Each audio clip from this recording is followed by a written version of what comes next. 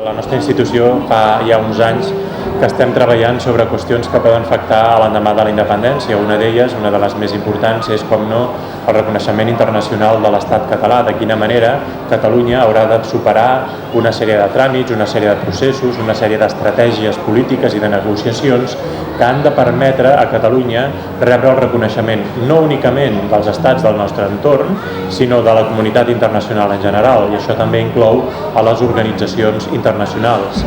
I, per tant, implica el reconeixement internacional tot allò que fa referència a l'admissió de Catalunya als organismes internacionals, bé sigui, per exemple, les Nacions Unides o qualsevol altra organització internacional.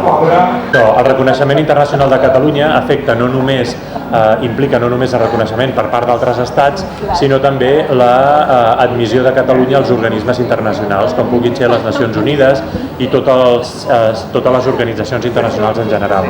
Bàsicament, quan es van crear les Nacions Unides, les Nacions Unides l'any 47 van crear la Comissió de Dret Internacional, que el que pretenia era regular totes les matèries que feien referència a la successió d'estats. La successió d'estats és aquell àmbit polític i jurídic en el qual s'ha de regular què passa quan un país s'independitza o quan dos països, dos estats s'ajunten i en fan un de sol, o quan un territori d'un país passa a un altre país ja constituït. És a dir, són diferents escenaris de la successió d'estats. Aleshores, dins de la successió d'estats, la Comissió de Dret Internacional va rebre l'encàrrec de regular diferents matèries. Una d'elles era el repartiment de béns i deutes de l'Estat.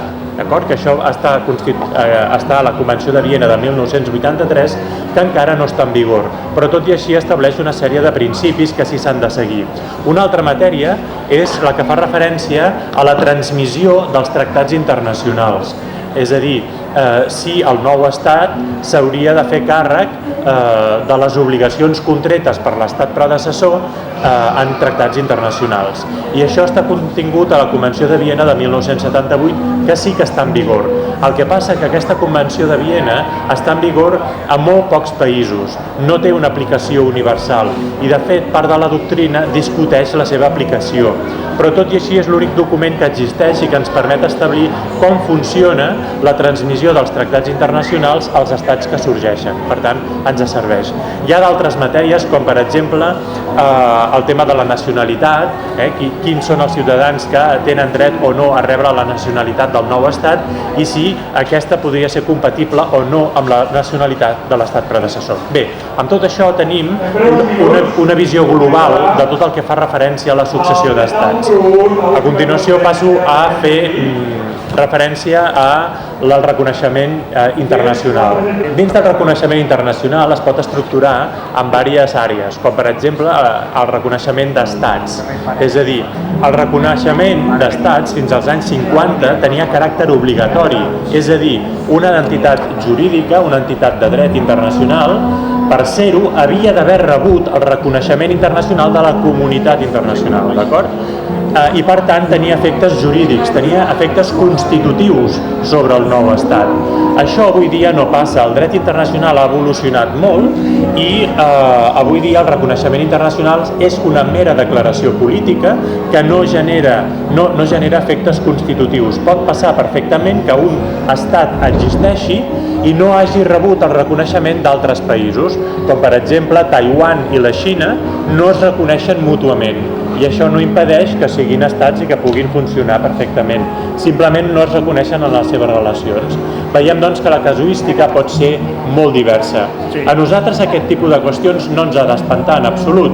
Hem de pensar que Barcelona és la quarta ciutat de tot el món amb més nombre de consolats.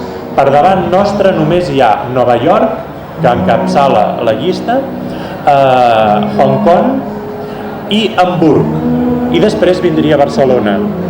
Hamburg i Barcelona molt al costat una de l'altra. El motiu pel qual Hamburg supera a Barcelona és que Hamburg és una capital portuària molt important del nord d'Europa i tot l'àmbit consular té moltes atribucions en matèria de comerç internacional Però a més, Hamburg, a part de competir amb aquesta importància del port d'Hamburg en Barcelona, Hamburg és molt important perquè és la seu del Tribunal Internacional del Dret Marítim, que és el que regula totes les controvèrsies internacionals entre estats en matèria de dret marítim internacional. I per tant té aquest plus d'afegit que no té Barcelona, diguéssim, però Barcelona està entre les 4 primeres ciutats que no són capitals d'estats i que tenen representació internacional. Barcelona té més de 96 consolats de països de tot el món. Barcelona, als Estats Units, l'any 1779, molt pocs anys després de la seva independència, varen obrir el seu primer consolat i precisament el seu primer consolat després de la independència el varen obrir a la ciutat de Barcelona. Sabien molt bé què es feien. En aquells moments Barcelona estava fent la segona revolució industrial. A Barcelona a tot el Raval s'estaven generant tota la revolució industrial i penseu que fins i tot als Estats Units varen facilitar que Carles III obrís el 1783 per primera vegada als ports de Barcelona el comerç amb els Estats Units, amb Amèrica. I això va fer que el nostre comerç tirés endavant. Va creant les taules de canvi, la borsa, etc. Per què? La pregunta és per què els Estats Units, quan obren el seu primer consolat al món, pensen en Barcelona i no en qualsevol altra ciutat? Doncs perquè, com dic, aquí a Barcelona ja s'estava fent la segona revolució industrial i hi havia empresaris catalans del Raval que havien creat, que havien ideat màquines de teixir i de filar cotó, quan a Anglaterra la revolució industrial s'havia fet precisament amb màquines que filaven i teixien llana. I quin és el primer productor mundial de cotó ja a finals del segle XVIII? Els Estats Units. Penseu que l'Spinning Jenny, que és la màquina amb la qual Gran Bretanya va poder fer la revolució industrial filant llana, va ser superat, tenia no sé si 19 o 20 caps. Doncs aquí a Catalunya es va idear una màquina de filar cotó de 153 caps. Era tecnologia puntera i per tant els Estats Units havien de ser allà on podien fer comerç. Per tant ja veiem que Catalunya sempre ha estat capdavantera en qüestions de caràcter consular. De fet, el Principat de Catalunya, per raons històriques des de l'època mitjana, va generar tot el dret marítim i consular i fins i tot hem de pensar que tot el dret marítim que era vigent fins a mitjans i finals del segle XX, és a dir, fins a la Convenció de Montego Bay de 1982, venien del llibre de consulat de Barcelona. És a dir, Barcelona, Catalunya, havia desenvolupat el dret internacional.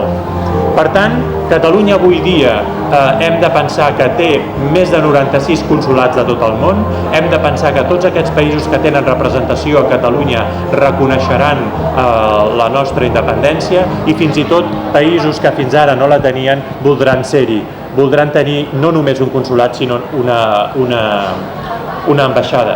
Penseu que això per Catalunya, per Barcelona concretament i tota la seva àrea metropolitana és d'una gran importància.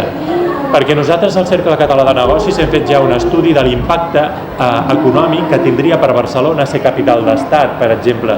I us podrem avançar, malgrat que l'estudi no està acabat, us podem avançar que només el fet que 140 països reconeguin la independència de Catalunya i aquests països necessitin establir una ambaixada a Barcelona i necessitin una residència per l'ambaixador, això implica que necessitarem més de 400.000 metres quadrats, o bé d'oficines, o bé de cases senyorials, o bé de finques règies, allà on sigui, per residències d'ambaixadors i de diplomàtics i també com a seus oficials d'ambaixades.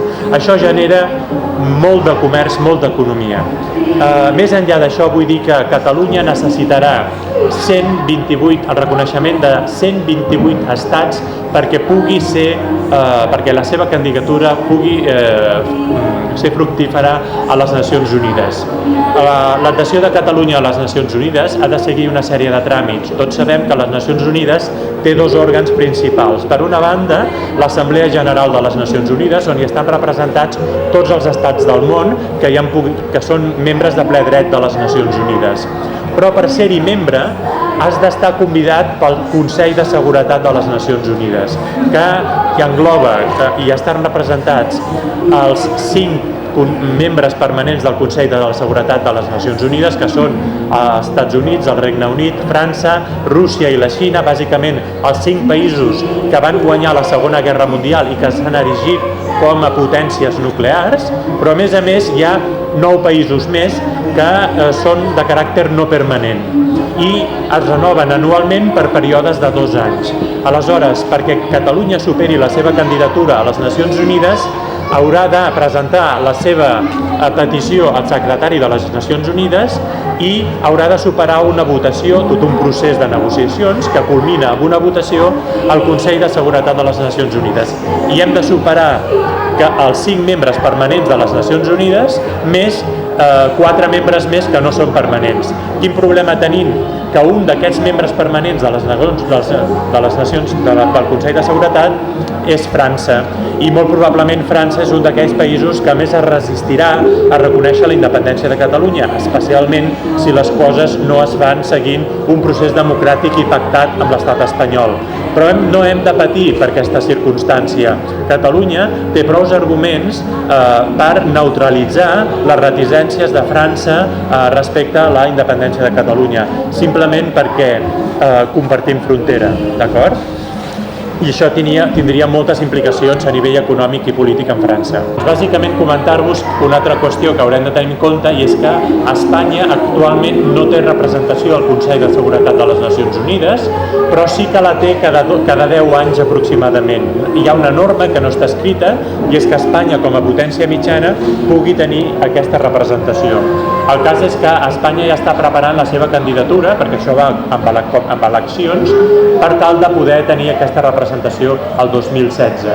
I finalment, ja per acabar, comentar-vos que en el Building New State tractarem qüestions com la transmissió dels tractats internacionals que té signats a Espanya, quins els hauríem de seguir i quins no, perquè és certament complexa, no? En principi, els tractats bilaterals, aquells signats per Espanya i un tercer país, no es transmeten directament a l'estat successor, sense el consentiment previ de l'estat successor i del tercer país.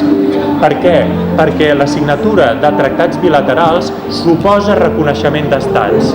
Quan 2 països signen un tractat internacional es reconeixen mútuament, i hem dit que això, el reconeixement internacional, no és obligatori, depèn de la voluntat política de cada estat. Per tant, posant un exemple, si el Vaticà no volgués reconèixer la independència de Catalunya, l'únic que hauríem de fer és dir, bé, nosaltres no continuem aplicant el concordat de l'any 79 que tu tens amb l'estat espanyol. I per tant, a la Vaticà no li interessarà perdre una sèrie de drets i privilegis que té. Per tant, com es fa? Doncs simplement per via telefònica. És una cosa tan senzill com que un tractat internacional es pugui transmetre via telefònica. Escolti'm, qui és l'encarregat d'això? Doncs jo. Doncs què fem? Tirem endavant. Al final les coses funcionen així. Hi ha molta més casuística que no voldria entrar en detall, per això us recomano que vingueu a l'acte organitzat per Sobirania i Justícia. Tractarem també tot el tema de la Unió Europea, com funciona, veureu que en realitat no és gens complexa, que en realitat està previst que els tractats internacionals constitutius de la Unió Europea i d'altres com l'espai Schengen s'apliquen provisionalment a Catalunya, mentre Catalunya formalitza la seva candidatura com a estat membre de ple dret de la Unió Europea. Veureu que no és tan complicat com des de Madrid se'ns vol fer creure, i sapigueu que a Catalunya hi ha institucions, la Generalitat evidentment, però també part de la societat civil, que hi estem treballant. Jo mateix estic de professor al màster de Diplomàcia i d'Acció Pública que organitza Diplocat, que precisament estem preparant els primers diplomàtics que tindrà la Generalitat de Catalunya. Per tant, no patiu perquè estem treballant-hi. Gràcies.